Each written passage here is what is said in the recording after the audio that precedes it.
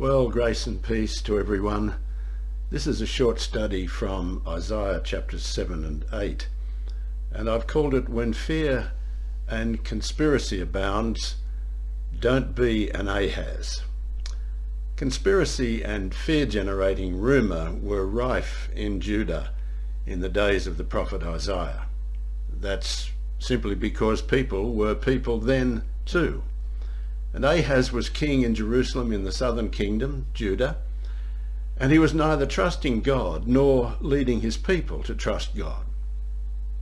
The kingdom had divided under Jeroboam years before, and now the northern kingdom of Israel in Samaria under King Pekah had made an alliance with Rezin, king of Syria, and their plan was to march south and take Jerusalem. And in Jerusalem, rather than trust God, Ahaz, knowing he was in danger and hearing all the possible scenarios from his political advisors, used all of his worldly smarts and sent to the king of Assyria for assistance. He thought this would be a trump card. If Pekah in the north was calling in the help of Syria, Ahaz thought he would bring in the really big guns. He could play the same game. Apparently, however, Ahaz had not counted on Isaiah confronting him with the folly of his lack of trust in God. And Isaiah told Ahaz that the plot and the threat from the north against Jerusalem would not stand, and effectively said, "But if you do not stand firm in faith, then you will not stand at all." That's in verse 9 of Isaiah 7. Isaiah was so sure of his ground and of the word from God that he even challenged the unbelieving Ahaz to ask God for a sign, to which Ahaz responded in self-righteous and mock indignation, "I will not test the Lord." "Nevertheless," said Isaiah, "God is going to give you a sign anyway. The maiden or virgin shall conceive and bear a son, and shall call his name Emmanuel." A living and present reminder of the very truth Ahaz was ignoring. God is with us. Not with those raising their weapons against the people, and particularly against the house of David, chosen to bear his name to the world. The emphasis in the name Emmanuel, God is with us, can fall on any of the three words, or four words.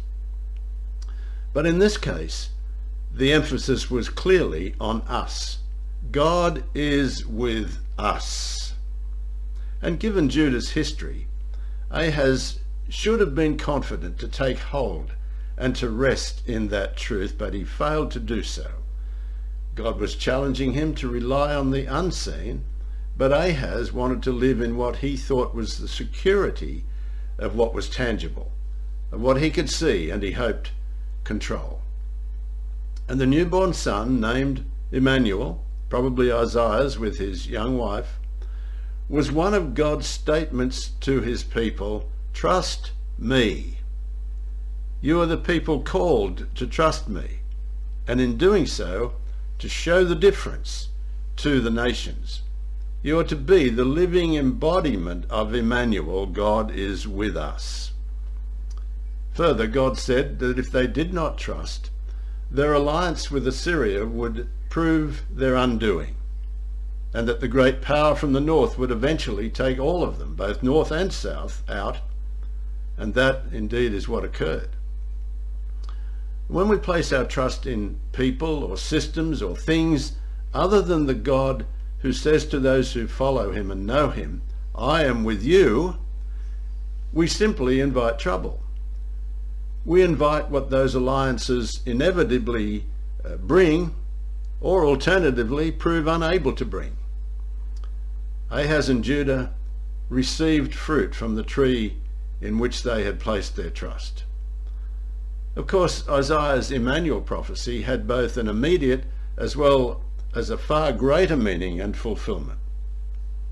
In Isaiah's day, the emphasis of those four words, God is with us, was on the us. a reminder to them of his sovereign promises, of his presence and his care and his defense of them against the nations whose gods were nothing but manufactured idols. In the greater fulfillment of those 4 words in the birth of Messiah Jesus Christ, the emphasis became God is with us. But let's return to Isaiah. And here's what we read in chapter 8 and verse 12. For so the Lord spoke to me with mighty power and instructed me not to walk in the way of this people. And he said, you are not to say there is a conspiracy regarding everything that this people call a conspiracy. And you are not to fear what they fear or be in dread of it.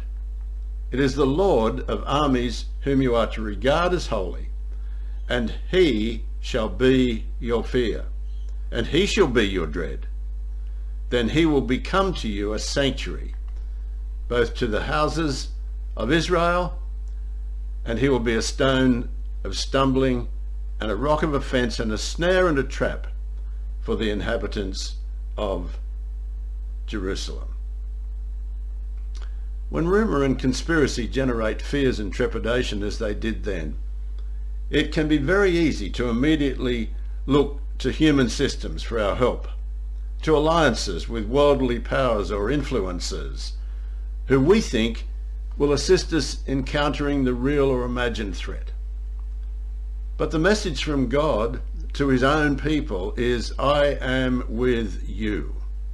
And had Ahaz spent the time and energy in calling on and returning to God that he spent trying to coerce Tiglath-Pileser of Assyria, the blunt message from Isaiah would not have been necessary. Judah under King Ahaz subjected herself to Assyria rather than to God, and suffered the consequences of her folly. It follows that when or if we will not subject ourselves to God and be subject to him, by default we become subject to other powers, and that will always have consequences. In all this, God ministered strongly and beautifully to his prophet. He calls Isaiah to stand apart from the hubbub. Don't buy into the conspiracies and fear inducement, but let God be the one you fear and stand in awe of him. Hallow me, he said, set me apart in your heart, and I will be your sanctuary and safe place. But to them, both houses of Israel, a stumbling stone and a rock of offence. The episode in the life of King Ahaz and the people of God is a challenge to us about where our trust and assurance is placed and where it is fixed in times of pressure or threat. Are we alarmed and made fearful by all that the world of unbelief dreads and beats up every day? Or do we draw apart with the one who is really in charge and make him our sanctuary? I'm not talking about escapism. I'm talking about responding to his invitation, as it came to Isaiah, to hallow God as our place not only of safety, but also of perspective and wisdom. In the dread-inducing vicissitudes of life, perhaps your life, perhaps one you face right now, this is a challenge to trust the one who says, fear not, for I am with you. And to Jesus who said, behold, I am with you always to the very end of the age. Trust him. He is with you. Amen.